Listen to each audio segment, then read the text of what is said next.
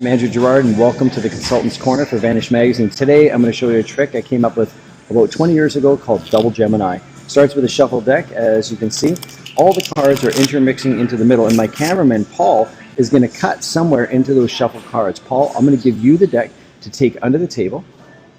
Yeah, put it face down. Now Paul, bring your hand out like this. I want you to go under the table and cut about half the deck and place them here. Fantastic. Would you cut those in half? So now we have the middle of the top of the deck. Do it again. Reach down, cut about half, put them here. Bring the rest up and put those as well. Fantastic. So from a shuffle deck, you cut into the middle twice. Let's see what you got.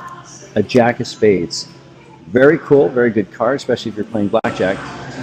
How do you think you did? I don't know. Go ahead and turn it over. Oh, That's Double Gemini. You're good. Time to go to Vegas, baby. Alright guys, here's the explanation for Double Gemini. Normally this will happen under the table. I'll leave the cards on top so that you can see everything that I'm doing. The only setup you need for this trick is to have mates on the top and bottom of the decks. In this case, the Jack of Spades on top, the Jack of Clubs on the bottom. A lot of easy ways to get into this setup.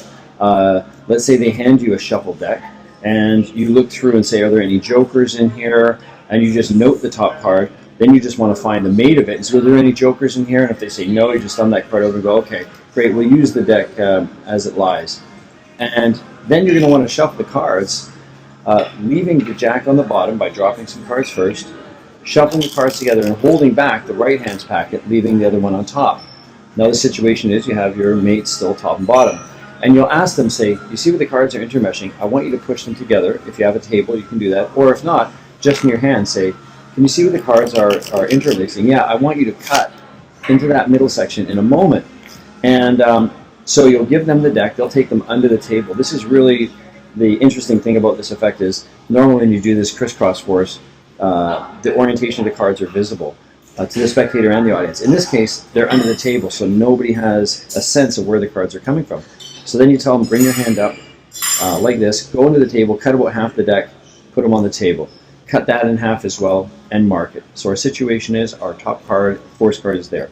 I say do it again. They come back with about half the deck, and when they bring them up, they naturally know to turn them. If they don't, they do that, and I'll say, let's see how you did. Now when I turn this packet face up, I'll turn it not this way, but this way to orientate it, to put it there instantly. I want to get to this situation very quickly, very smoothly. So from this, you just go, they drop and say, just put it there. Great, let's see how you did. Jack of Clubs. Interesting. Good card. Remember, you should act surprised in this because you didn't set anything up. You shouldn't know what it is. So you go Jack of Clubs. You think, let's see how you did. And you lift it up. They turn it over now. And now when they put it down, you have this mirror image. And this is a very good place to be because it feels like this is the top half, the middle of the top half, the middle of the bottom half. Now, as a side note, you could do this without mates. You could do this, say, with a Jack and a 7, and turn them face up and go, a Jack here and a 7 here. Interesting that those are the two cards that you cut to.